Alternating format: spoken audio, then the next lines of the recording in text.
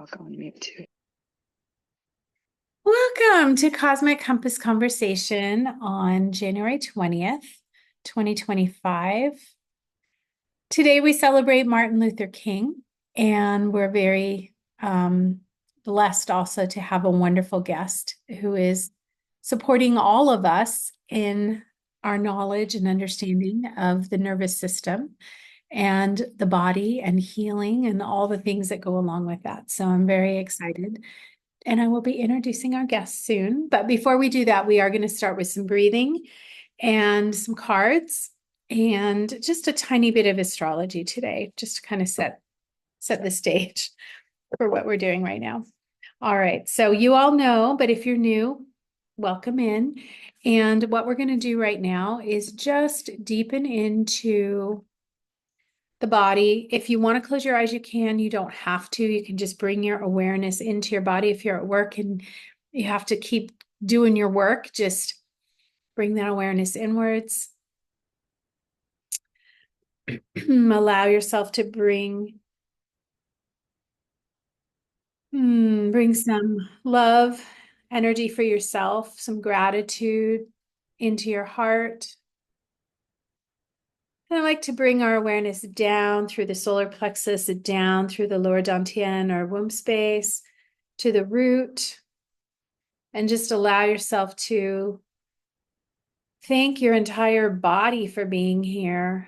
And if it's easy to drop your awareness down your legs and into your feet, you're welcome to set down some roots into this earth. I think she really likes it when we show up this way because she feels the gratitude that we have for her. So from this place, we're going to breathe together and again, do what is right for you. But I like to just breathe in through the nose and expand my belly. And when you're ready, exhaling through the mouth.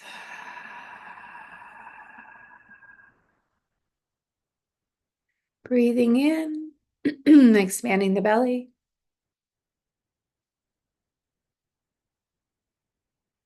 And exhaling. Again, go at your own pace if you want to. Breathing in, expanding the belly. Exhaling.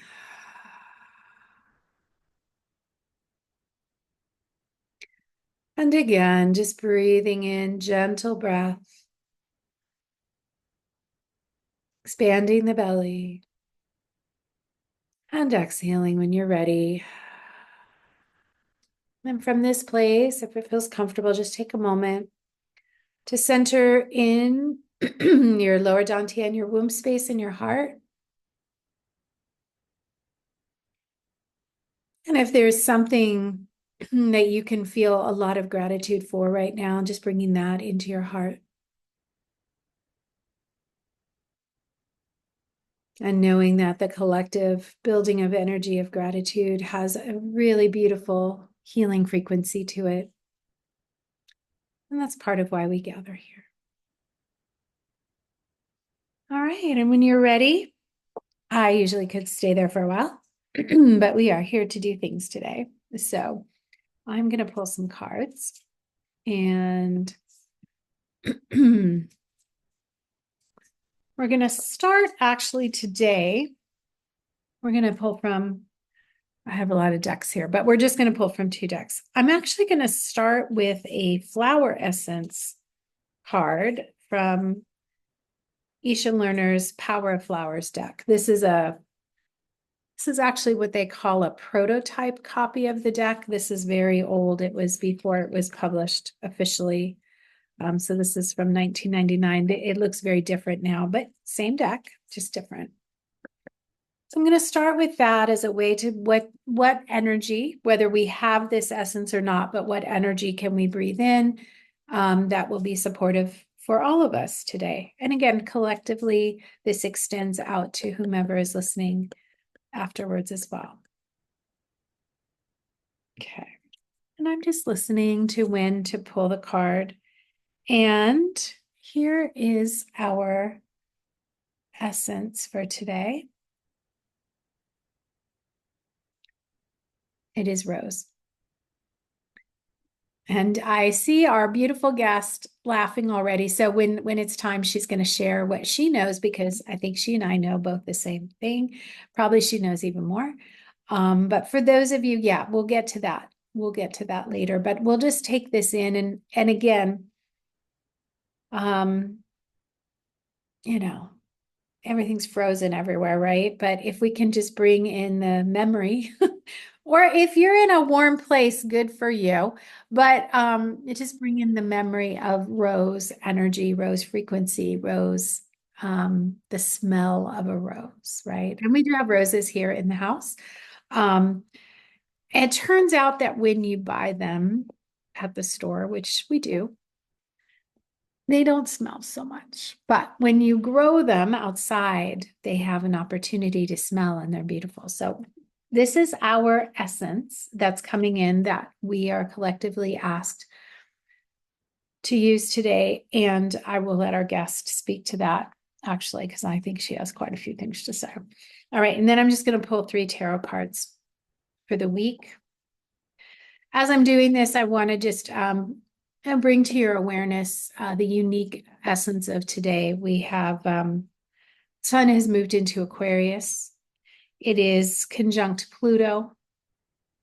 The nodes have changed. They're in Pisces and Virgo. There is an energy of shifting awareness, the opportunity for the light to shed illumination into things that are dark or shadowy. So for our purposes today, what I hope is that we can open some doors, open some portals that might help each and every one of you with your inner insight as to how healing works for you, and then invite you into some new things that Dr. Kerry Egan is offering when we bring her in. Okay, so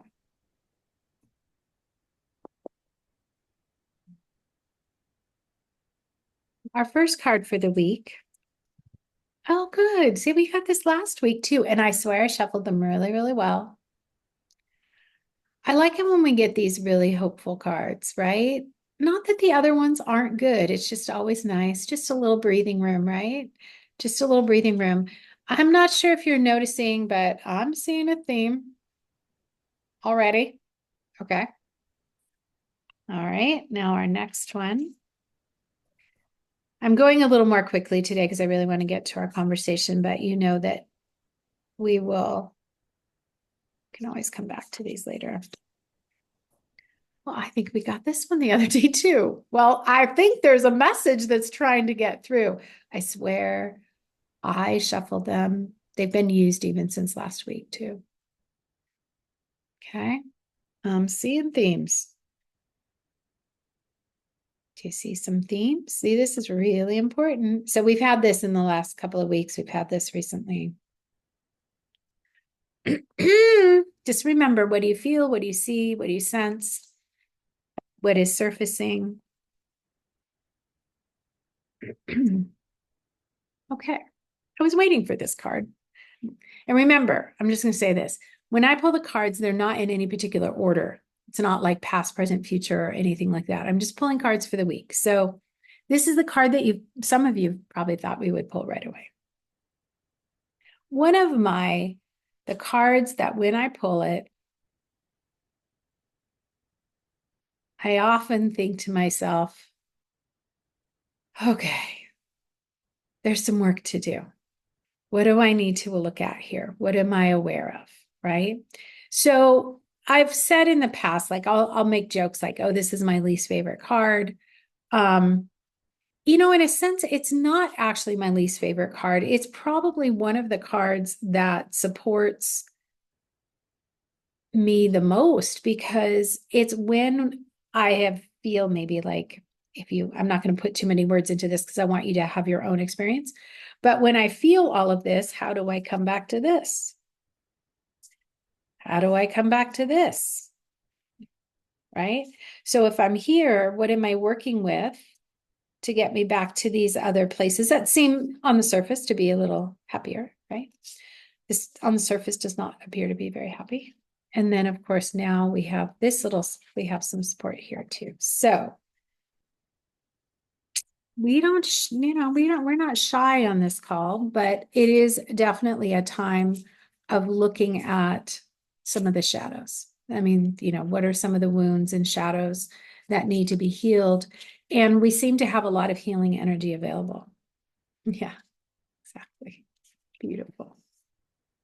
So I like that. We're going to, the chat is opening up some new possibilities for those of you that are following along in the chat.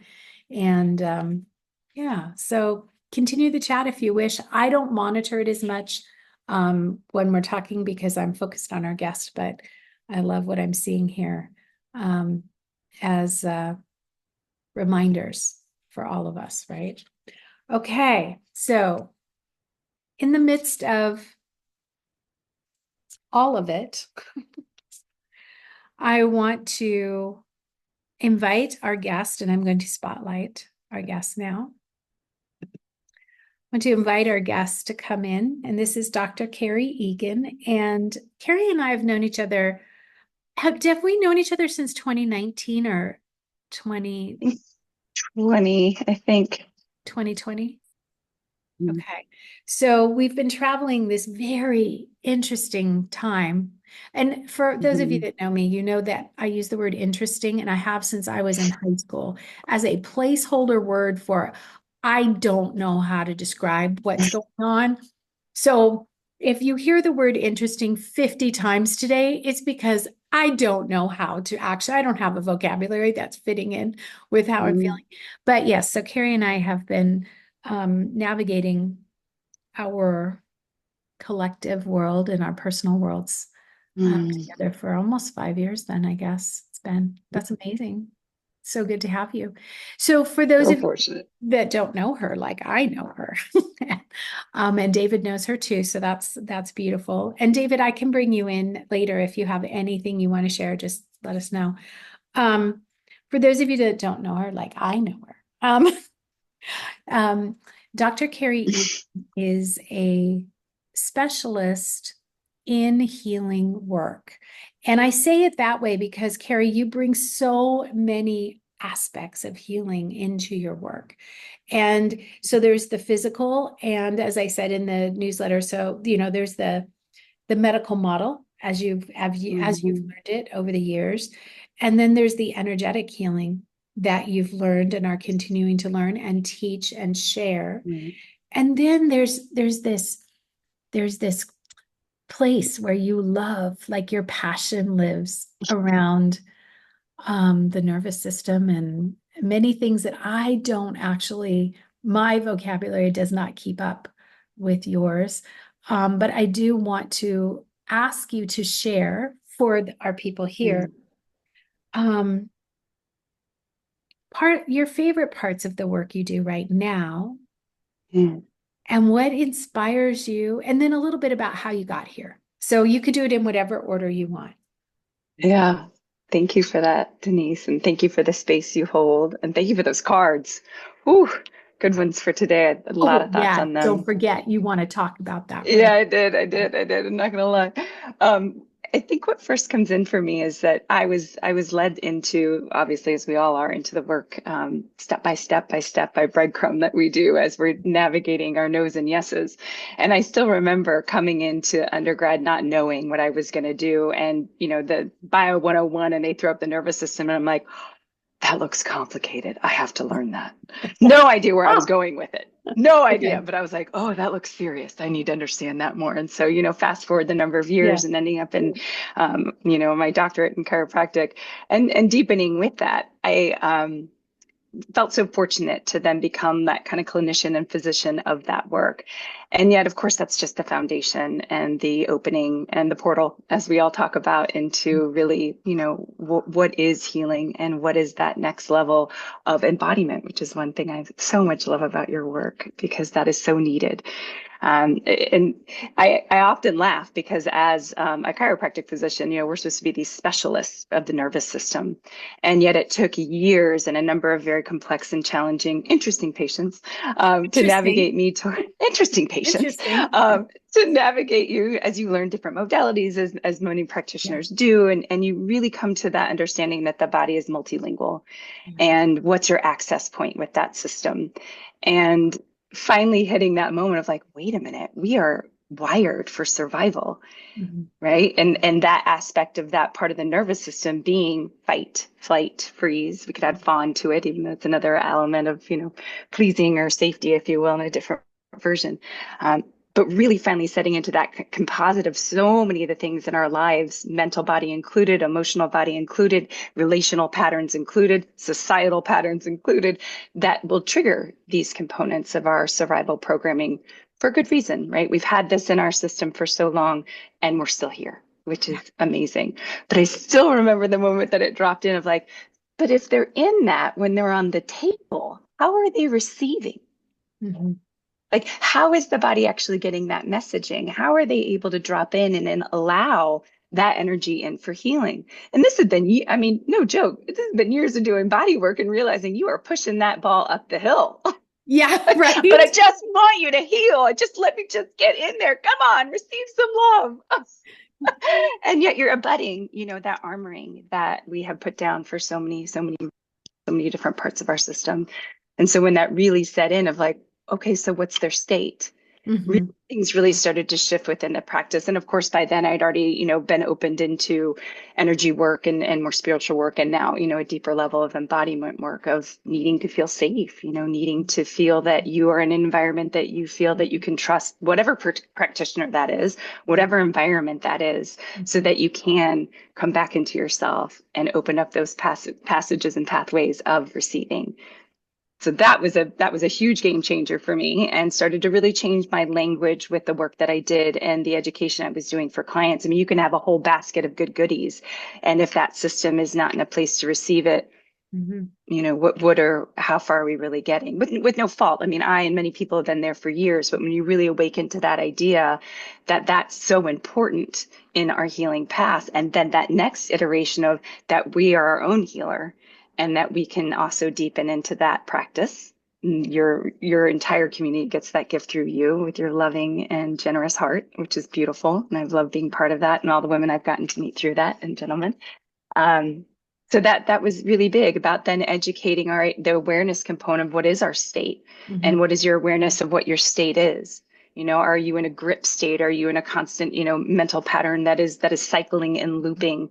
Are you going into the freeze of the fight and flight, which is now you've tipped into the overwhelm, which is I can't, right? This is an attempt for the nervous system to save energy, conserve energy. It's one of our oldest programs in our Yes. survival programming. So thank you for it.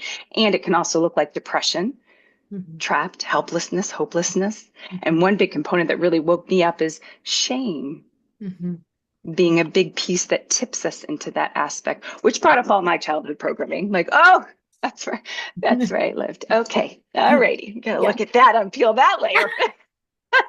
And if the practice in the mental looping still is there, I joke with my clients that habit to get things done and waking up with the should do list, Mhm. was a motivator. If we really start to look at our programming, how did it serve us? What are the gifts? What are the lessons? What are the motivations? It got stuff done, got me through school, Yes.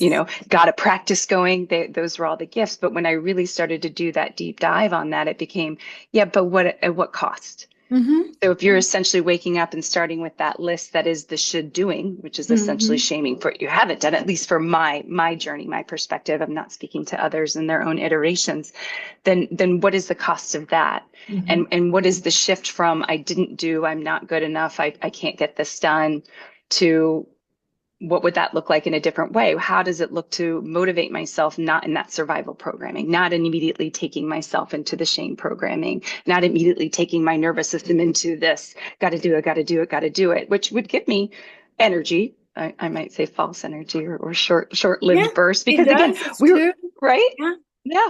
we were meant to run from the tiger in short bursts, right? I mean, that's Yeah. what the survival programming was about. Tiger running at you, run away, get away, you're safe. You know, it was meant to be this short period of engagement. And yet in today's society, with the way that it is, Oh, yeah. it's hardcore on the gas.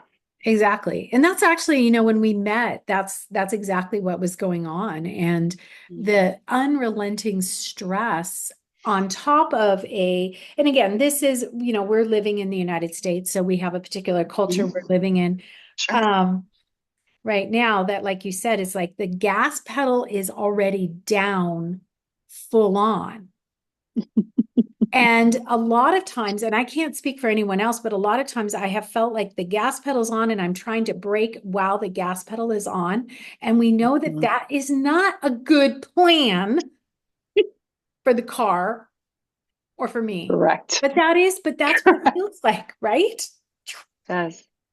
It does. It Yeah. does. And truly, actually, the sympathetic nervous system or the fight flight Mhm. component is geared towards mobilization. But Mhm. so it is the gas to go in life. And so Right. in a healthy, in a safe environment, that is how we get things done. It's how we mobilize to meet our world. So it's necessary. So Mhm. yes, we have that component of not safe and threat that Mhm. is costly, but we also have the component that it's necessary to have mobilization. Mhm. And yet we've also been in that cultural environment where rest wasn't as rewarded. You know, even in my early practice years, yes, people would first learn that first iteration of receiving by coming and laying on the table. Well, what required them to get there? Pain. I Mhm. can't move. I have debilitating headaches. I Mhm. can't move my shoulder anymore. Right. Right. So this limitation to how they were engaging through their body into their world became this crisis factor. I don't want to air quote that because it's real, but a Yeah. crisis factor that brought them to be able to initially receive. And Mhm. then how long are they able to receive for? Oh, till they're out of enough trouble to get back to the system that they're in, unless they're, at that intersection to do more work. And I've been there too. So I do not fault that. Oh, yes, I we do all not have. fault that. Yeah. It's Hmm. part of this human experience. And really, what I'm hearing you say is that we can be ahead of that. We don't have to be in mental, emotional, or physical anguish to receive. And this is really Mm, the essence of yes, what you're yes, here to teach and share. yes. Yeah. I want to breathe into being that wellness model that is a wellness model, that isn't a crisis management model that we've all, learned to be within. And even in that scenario, back to that concept of rest, we were indoctrinated with being rewarded for that go, go, go, Oh, strive, accomplish, do, do, do, right? Oh, you took a rest. Oh, you took a nap. You got a massage. What is that? I mean, there was indulgent or, yeah. energy around it, or who does that? Or the money that we would invest in it, the time that we would invest in it, with no concept of that. That's filling our cup. Like Yeah. going into the break of the nervous system, which is the parasympathetic, Mhm. rest, digest, and wait for it, heal. Like no Amazing. joke, heal. I Yeah. mean, for me, that was mic drop. Like I have been in this industry for 20 plus years, and it literally just landed of like, heal. Like you need to be in that part of your nervous system. I referenced it at the start of the conversation to receive, Mhm. but we have to be able to drop in and slow down to receive. And I was so indoctrinated the other way. The Mhm. first practices with the nervous system, whether it was brainwave entrainment or meditation or Mhm. embodiment practices, they actually were uncomfortable for me initially. Mhm. My busy brain, and I often call clients like beta brainwave addicts. And for those of you that aren't familiar with brainwave patterns, if you think of it like an old manual shift car, you've got speeds. And so beta is the fast one. Like that's what we're in to get stuff done. And so we need it. Busy, busy, busy.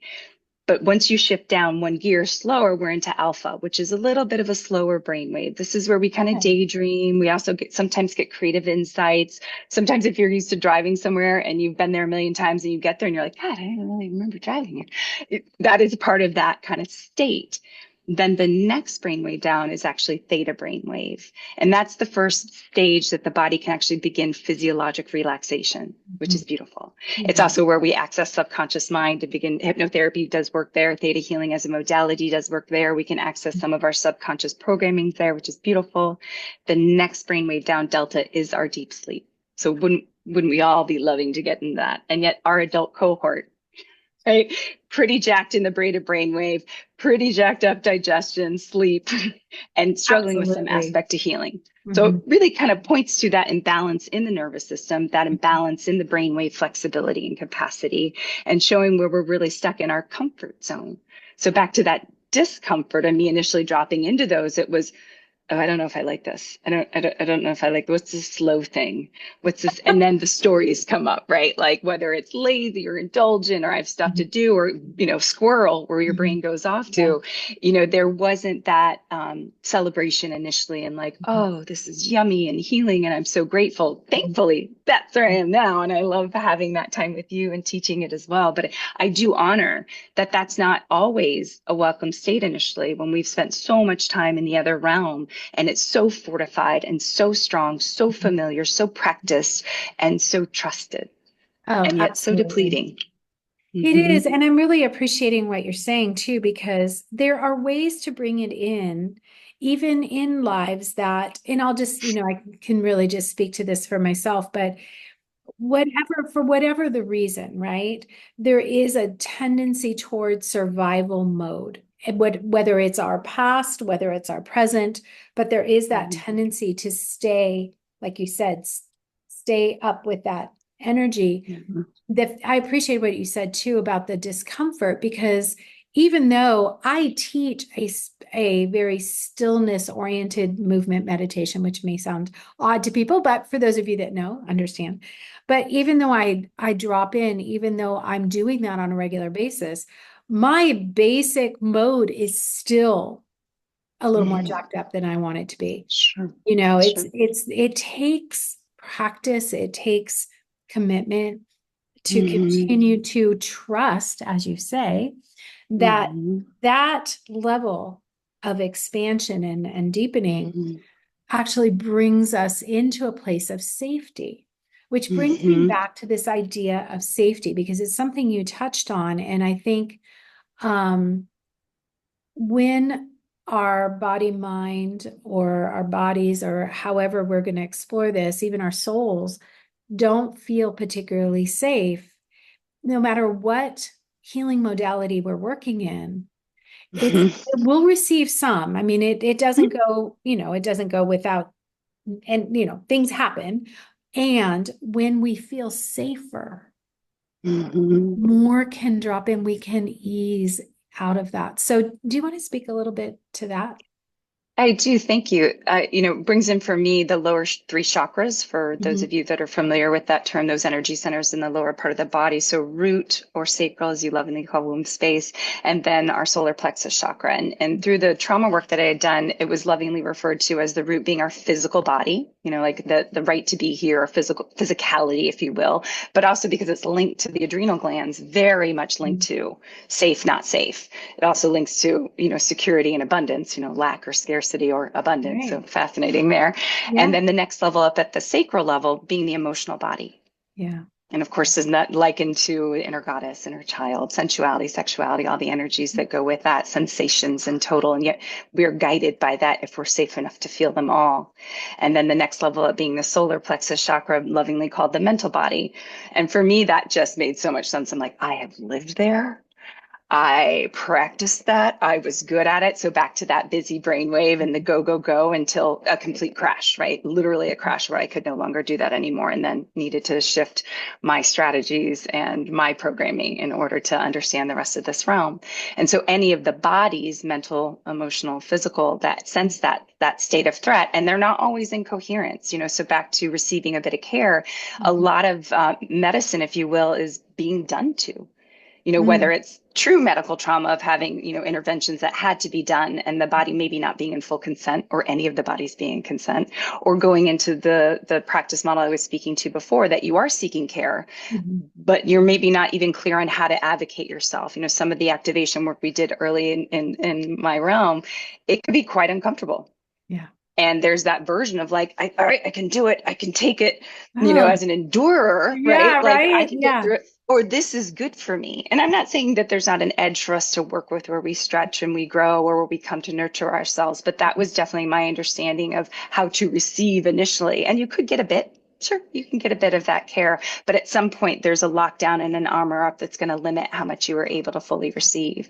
And so going through that trauma work, the practitioner I was working with had done so much of his own emotional and spiritual work. He was so integrated. It was the first practitioner I'd worked with that my cells went, ah. And I remember being like, what is that? What's that about? Oh, that's safety. I wouldn't have told you I wasn't safe before, especially the mental body. I got to learn, I got to learn, I got to get this, I got to understand this, I got to bring this to my clients. But in my own physicality and my own emotional body, it was a letting down, a dropping in, as you said, a deepening, which weren't terms that I had embodied yet at that time. Mm-hmm. And that was a physical and emotional experience where then I inhabited what that felt like, and what you can access at that point and the level at which you can receive is such an expanded capacity. And so that became near and dear to me, to begin to lay some of that language at the doorstep of anybody working with me or learning from me, to understand what is the access point for them, because what may make one person feel safe may not another. For example, touch is an avenue of healing. Breath, movement, sound, and touch are all avenues that our bodies, heal through. Touch is our first language and our last language. And yet, if you have a trauma history, touch may not feel safe initially. Right. And so there's, an iteration of working through those layers of protection that may be off body, maybe, emotional safety or mental safety before the physical body can really unfurl and open and receive and de-armor. Yes. And that, I mean, this is really something that I think has been, well, I can't speak for everyone, but for me, this part around creating safety, feeling that level of safety, just opening. I can remember years and years of needing to get comfortable enough to receive different treatments, whether they were physical or emotional. And I think that creating safety is part of, I think, the approach that you always have, whether you're working with people online or in person. This feels like the number one thing that you are about. And bringing them back into their advocacy. So if we go back to the survival programming, we have this right and left hemisphere, and they're supposed to be working in this harmony and synchronicity, even if we have more of a dominant one or another. But once we hit that survival programming, frontal lobe goes offline. Frontal lobe is the last to mature and the first to leave us. And yet it's the main manager and main inhibitor in a good way, because the system tends to be a go mode. The inhibitor is a control valve that comes from that main front area. If you look at Jill Bolte Taylor's work, she speaks to the right frontal lobe as being, and she was the one that did my stroke of insight, the neurophysicist and scientist that had the stroke literally in her own body, and then had an entirely different share and writings from that place, which are beautiful. And some of her work is The Whole Brain Living is the book that she has also written. And she has a great language around the left and right hemisphere and what we need for them. And that the lower centers are more of our, emotionally immature. So our left lower being our child that's wounded, but our right lower being the one that wants to play and has the zhuzh for life. We want ourselves anchored into that. We end up cutting ourselves off from that. And that these upper centers, that left being the one that gets stuff done. I mean, that was her researcher. She named her Helen Heals. And that the right frontal is really that collective energy of creation in us, but also connection into whatever form of source you practice or beyond, or nature, right? Whatever resonates with you, but that collective unity energy, the oneness energy of which is all healing is from. And so as her left brain went offline with this stroke, she's in this moment of like, oh, particles and wave and oh, source energy, it's beautiful. And the other left side's kind of blinking back in like, this is not good. You're going to need to call somebody. You need to work with this. And she ends up actually being able to get to a phone. And then how fascinating, can't discern numbers, because that's left hemisphere. Somehow is able to make the call for help. But when somebody answered, unable to speak, because again, left hemisphere. So of course we need both, but the experience gave her was that experience of oneness, releasing the baggage of the past and coming into this aspect of, maybe we live in a world that really supports this other hemisphere, but this other side, it's where the magic is. And so being able to have both is truly, the union within this physical body. And I love her language in speaking to the courage it took to come incarnate and step into this left side and be separate from that unity energy and create from that space. But once we are in that survival programming, right and left hemisphere go offline, frontal lobe is gone, and we're in that limbic looping or reactive energy, Yeah. right? Which is not really where we want to live from. No, It's not not really. really No, where we want to live from, no. and not really where we have our authentic yes and no. Mhm. And that really takes being in that safe grounded space, having that frontal lobe online, having that heart centered anchor, and the permission and safety to really know what your no and yes are, and to navigate from that place. Yes, I think that it's so valuable. And I was just thinking about the listening to the body, right? Listening to the body. And I noticed that David put in the chat, Thank you, David. yeah, where we can access that book. And Hmm. it is listening to the body is something that came later to me because of childhood trauma, right? Hmm. Because it Hmm. was safer to leave the body than it was to stay Absolutely. in the body. And I think Hmm. I can't speak for others, but I know that if there's particular stress in the field around me or an unexpected knock at the door, which happened while we've been talking, and Ah! there's a jolt in my system even now that shows me that my level of anxieties, we'll call them that, are higher than I would like them to be because Right. I'm responding kind of Mm. beyond the norm of what I would like. Mhm. So I Sure. think one of the things that I've appreciated about knowing your work and what you're doing with people um, in groups, which is a great way to do this, but also individually, Mm. is helping us find that place where we're dropping down, where we're going behind. Yeah. Um, there is, going behind it, going underneath it, and saying, what can I Mm. do to help my overall level Mm. of well-being Yeah. every day? Yeah, back to your point of practice and building new neural pathways. We say in neurology, the neurons that fire together wire together. And so back to Mhm. childhood trauma, that when we're consistently stimulated certain ways, those Mhm. pathways will wire together, and it will amp up the nervous system. And the way I see it and feel it, both emotionally and energetically, is this Mhm. charge. And in fact, Psychology Today has released an article talking about anxiety is not a condition; it's in the nervous system. Mhm. Well, Yeah. I guess I should reword, it is a condition of the nervous system, Ah, might be more okay. summated than, Okay. oh, you just have anxiety. I think that term has been homogenized in some ways when really it's a lived status of the nervous system. And your terms regarding deepening and dropping in, so yummy. And again, initially for me, it was like, where are we dropping? Where are we Yeah. dipping into? Because the heady mind was like, we're not going anywhere. Like, you're staying right up here. Whether you talk about the trust of the mental body or just the Yeah. ego mind, because the ego Yeah. it's here to protect us, Yeah. right? That's why Mhm. it holds on for dear life. Like, you got to peel it a finger at a time off that edge of the, Yeah. of the pool. Yeah. But like, no, I don't have my swimmies on. Yeah. And yet, of course, as we know, all of us in our work, that is the edge of where our expansiveness is. Yeah. That's the next transformational moment in our healing. And after we go through that, and we get through the other side and we're like, wait, we're still alive. We didn't die. We didn't die. That becomes that practice and more comfort in the discomfort of Yeah. when that edge comes up again. Wait, I remember last time I didn't actually die. It just feels like I'm going to die. It's okay. And when you said dropping under and underneath, how do I support myself when the nervous system is that activated? How do I access my higher self and not just my ego mind, and Yes. language support from there? And what is my access point for my physical body? Mhm. What helps me with that Yeah. to shift that state of the nervous system? Yeah. To drop in and allow that brain to reharmonize, to allow that frontal lobe to come back online. Is it breath? Is it making sound and movement? Some people need to mobilize. Some people need to come into stillness. I always laughed with you, Denise, as a practitioner in medicine. Of course, I understood how important breath was and breath work was. And yet it took me years to actually get to practice myself and to do facilitator training because I was hitting all those edges. Mhm. We armor to protect ourselves. Unfortunately, that armor also limits our ability to feel ourselves. Yeah. And so if I go back to that concept of shame being part of the childhood root and then armoring up from that, disassociating from that, you're not feeling much. You don't really know you're not feeling much because No, you don't know what you don't know. And you that's get right.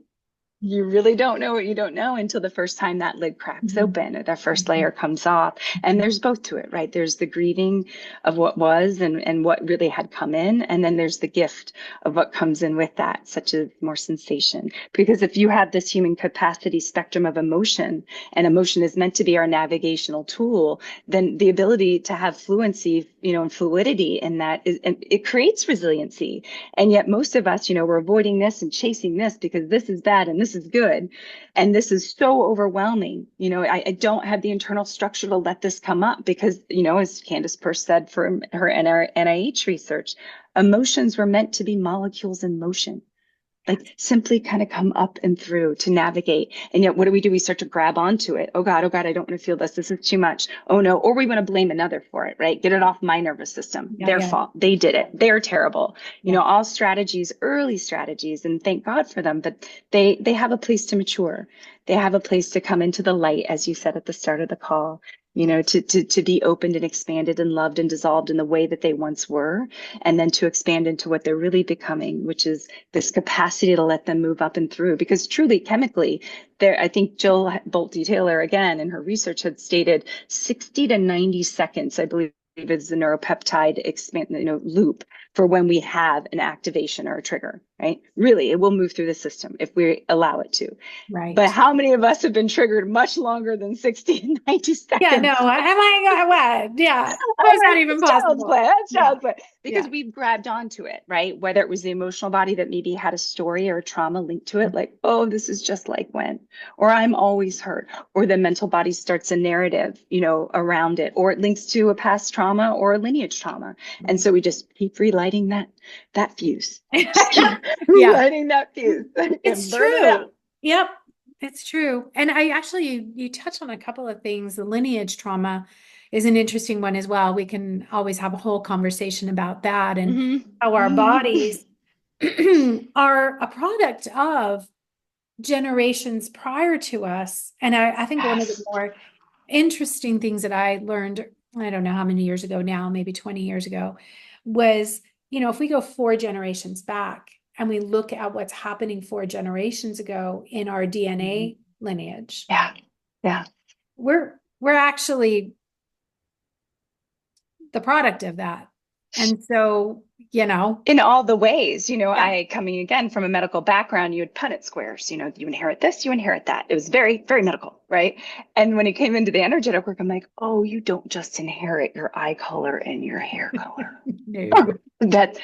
That and it's not an equal distribution. Okay. Again, Right. I've had so many mind-blowing, humbling moments like, Yeah. okay. So we do inherit those. I love this ancestral mathematical meme that I'd seen. I teach with it where it speaks to just to even be here today. It took over 4,000 individuals to contribute to that. And the language in it speaks to how many struggles, how many sorrows, how Mhm. many heartbreaks. And then you also see, but how many gifts, Mhm.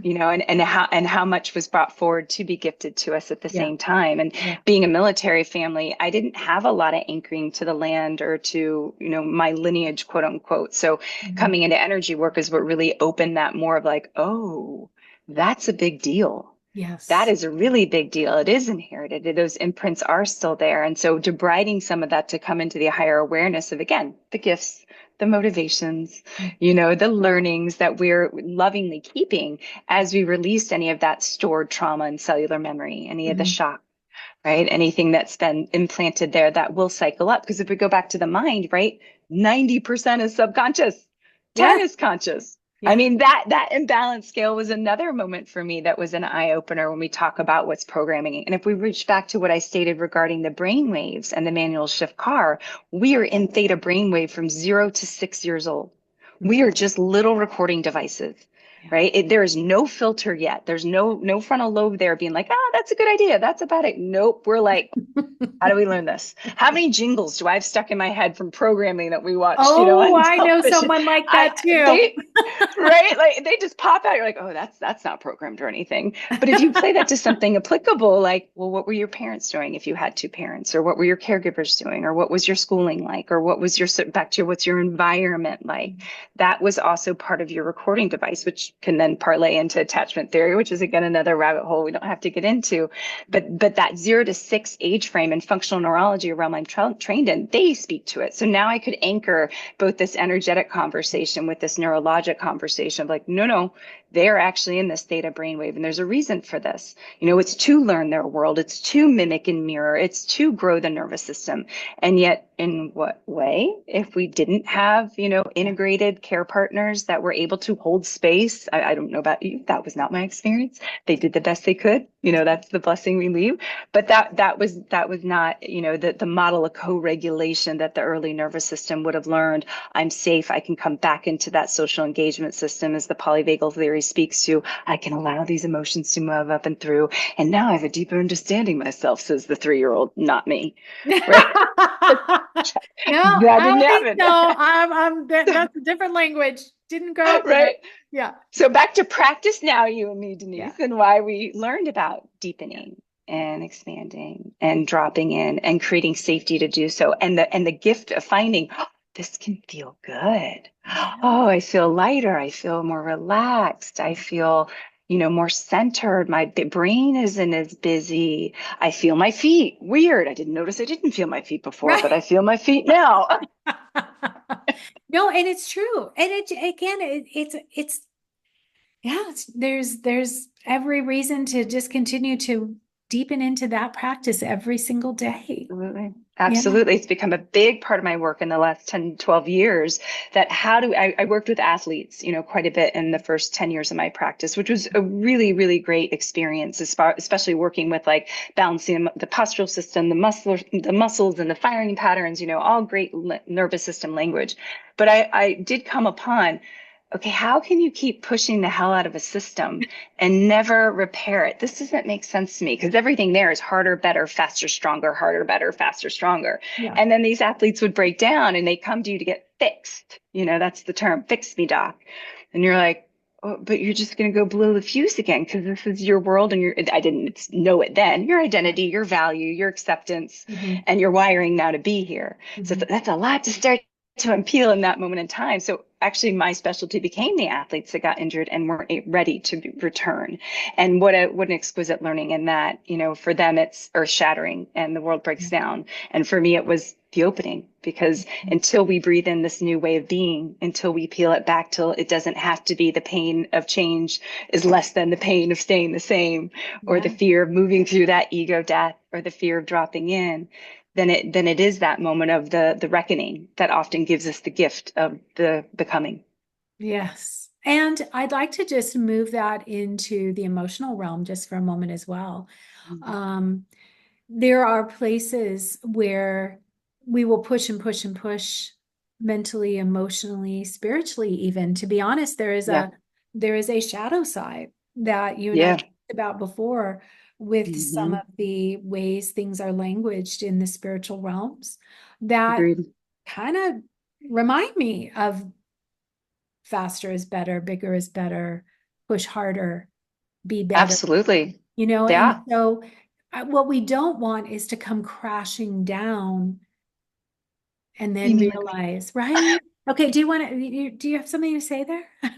I recognize that I took that model once my system has crashed, and then Yeah. unconsciously, right, applied that to the spiritual awakening and the opening and the deepening.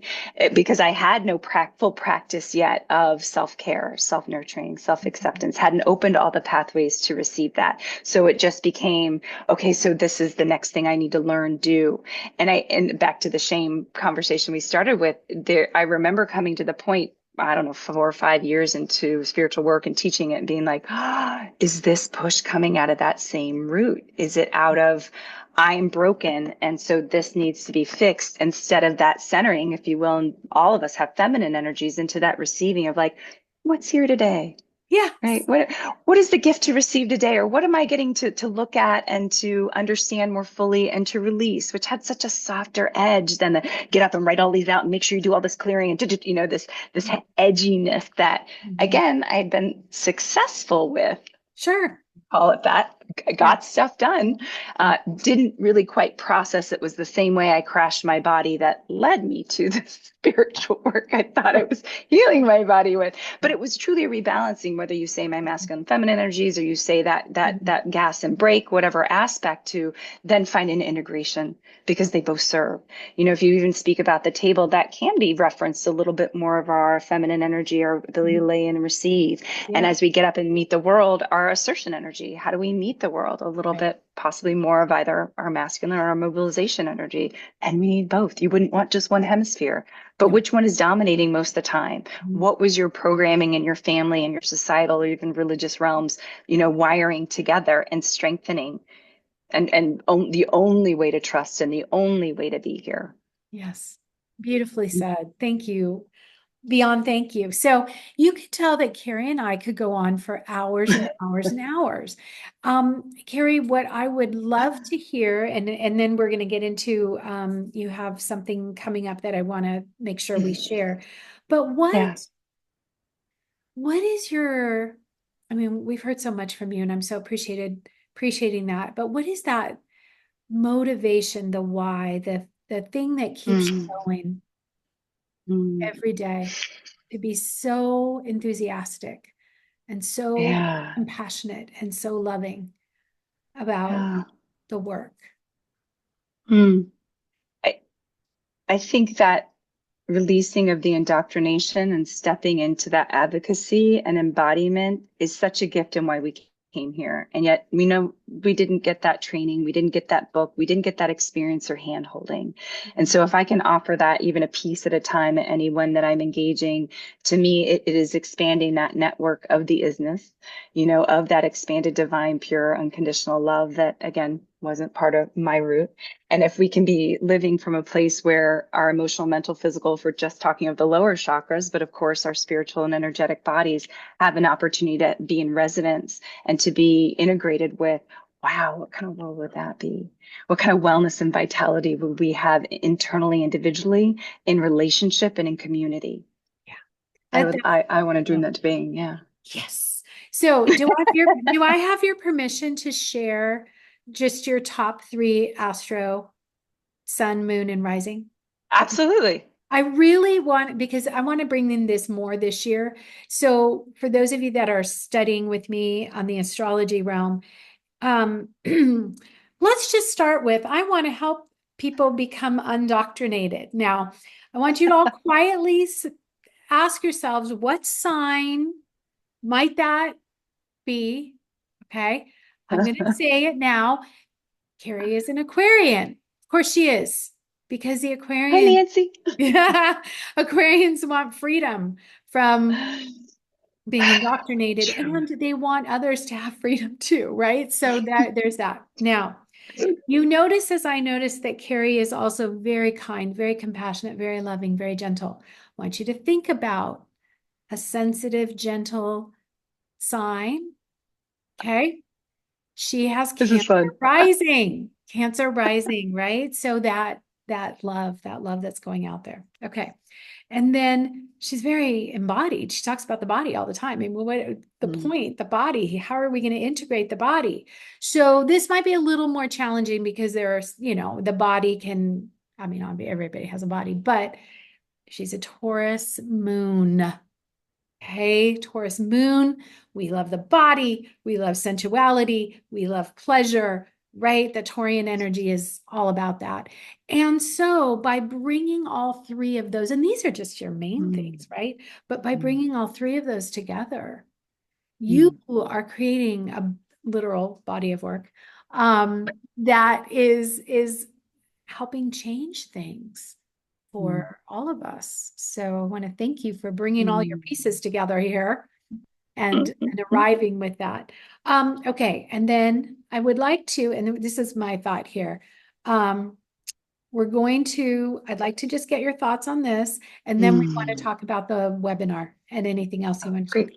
Okay. Sure. So what were your thoughts on the rose essence? Oh, for rose for me, right, is a heart-centered energy, the Yeah. sacred geometry within a rose, the frequency of rose and rose oil, and when we speak to coming into the body, yes, we want to feel all aspects of Yeah. it, but being able to lead from that heart-led place. I mean, the heart has a 5,000 times stronger electromagnetic field than the brain. I'll say it again, 5,000 times stronger, right? And yet we live in this place that we only trust our Right. head, Why and do the we head has do got to be in this? charge. And really, right? The head, the mind was meant to be the servant. This is what Einstein's quote was like, we have over supported this. He didn't say it this way, the rational mind, and the gift is truly the intuitive mind. We need the rational mind. We absolutely need it. But what does it look like when we live a life with that being of support? When you say dropping underneath, how do I execute for you? But how do I lead from here? How do I magnetize what is being called to me? And not in the egoic way, but in that filling, nurturing, filling ourselves up so we can give from our overflow. And then we're not giving into a place of depletion and crashing and resentments, right? We're giving from that place of wholeness, and we're giving permission to others to do so. And so it also brings in Mary Magdalene energy for me, and that sisterhood and that just deepening in the richness of, I believe, us being our own sacred healers, whether we're trained medically or not, but truly deepening into the own intuition of ourselves. So once we debride that indoctrination, we really do know. So we would want those practitioners that are working with us for our teams to be a team member, right? To be a support of that, to give counsel so that we can find what the best resonance is for that healing. And I also love the rainbow colors, because as you got to the card that brought shadow, you had all of the dark birds, and then you had the one white bird with the light. And of Yeah. course, as we know, right, we've got devoid of light, or we have all spectrums of light. And then you have the rainbow colors, which would be all the wavelengths of light from 400 to 800 nanometers, making them visible light for our eyes. And all those frequencies have they have their own yummy energies for how they bring healing to the body. It's another work element I I do was going to say, is color therapy. yeah, Yeah. she does color therapy. Can you tell? She like Yeah. understands. Like that's pretty cool, actually. Yeah, Yeah. Okay. it's really Yeah. beautiful work. Again, a place my medical mind would have been like, oh, okay. And yet our eyes, literally those pathways of vision touch every element of the nervous system, of the endocrine system, of everything, of the biological clocks. So why would we not use that interface for healing? I mean, this goes back to the Egyptians, where they would use, prisms to break the light down, and you would stand in one of the, wavelengths of light for certain specific healing. Yes. And yet, since the late 1800s, 1900s, this has kind of been pushed over in that realm of just woo work, which I'm hoping the ascension energies on the planet and the new souls coming in that have a different expansion in their own indoctrinations are able to really integrate that aspect of what true healing is. And that color is deeply of that. We are light beings. We are made of light, and we're meant to be equally responsive to all different wavelengths of light. And yet, if you have a color therapy kit, which I have of lenses used, you will notice, you will put some on and be like, oh, no. No, cells are like, no, thank you. I was presenting in a workshop. I had a woman put on orange, and it instantaneously stopped sobbing. And of course, she goes into her mental body and she's mad because she wants to know why. What? I do not understand this. Just it's part of that process. Yeah. She's walked more of the journey now and can appreciate it. But it is a reflection of our inner landscape. And so why not use this in this process of becoming more spectrally receptive if we are of light? Absolutely.